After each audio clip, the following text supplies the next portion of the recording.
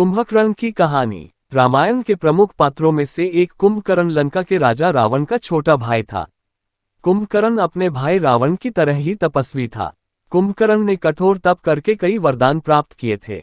एक वरदान की वजह से ही कुंभकर्ण 6 महीने सोता था और 6 महीने ही जागता था।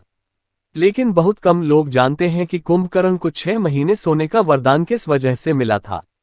कुंभकर्ण के 6 महीने सोने के पीछे कई पौराणिक कथाएं प्रचलित हैं, जिसमें से 2 मुख्य कथा हैं। चलिए जानते हैं उस रोचक कहानी के बारे में। पहली कथा। पौराणिक कथा के अनुसार कुंभकर्ण अपने भाई रावण और विभीषण की तरह ही कठोर तपस्वी था। एक बार रावण अपने भाई विभीषण और कुंभकर्ण के साथ तपस्या कर रहा था। तीनों की तपस्या से प्रसन्न होकर ब्रह्मदेव उनके पास पहुंचे और उनको वर मांगने को कहा। तब रावण और विभीषण ने वर मांग लिया और ब्रह्मदेव ने उनको आशीर्वाद दिया। इसके बाद ब्रह्मदेव कुंभकर्ण के पास पहुंचे, लेकिन कुंभकर्ण को देखकर ब्रह्मदेव चिंतित हो गए। दरअसल कुंभकर्ण इतना भोजन ग्रहण करता था कि उसे देखकर ब्रह्मदेव भी चिंता में पड़ गए और सोचे कि इस तरह से यह यदि भोजन करे तो कुछ ही समय में पूरी पृथ्वी पे अन्न तथा मानव जाति पर संकट आ जाएगा।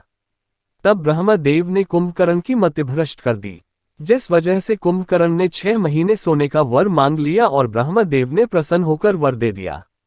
दूसरी कथा। दूसरी पौराणिक कथा के अनुसार कुंभकर्ण से भगवान इंद्रदेव काफी ईर्ष्या रखते थे, क्योंकि उनको डर था कि कुंभकर्ण भगवान ब्रह्मा से इंद्रासन न मांग ले। ऐसे में जब कुंभकर्ण ब्रह्मदेव से वर मांग रहा था, तब इंद्रदेव ने कुंभकर्ण की मतिभ्रष्ट कर दी और कहा जाता है कि इस वजह से कुंभकर्ण ने इंद्रासन की जगह निद्रासन मांग लिया। इस वजह से कुंभकर्ण 6 महीने सोता था और 6 महीने जगता था। धन्यवाद। कहानी कैसी लगी कमेंट करके जरूर बताएं।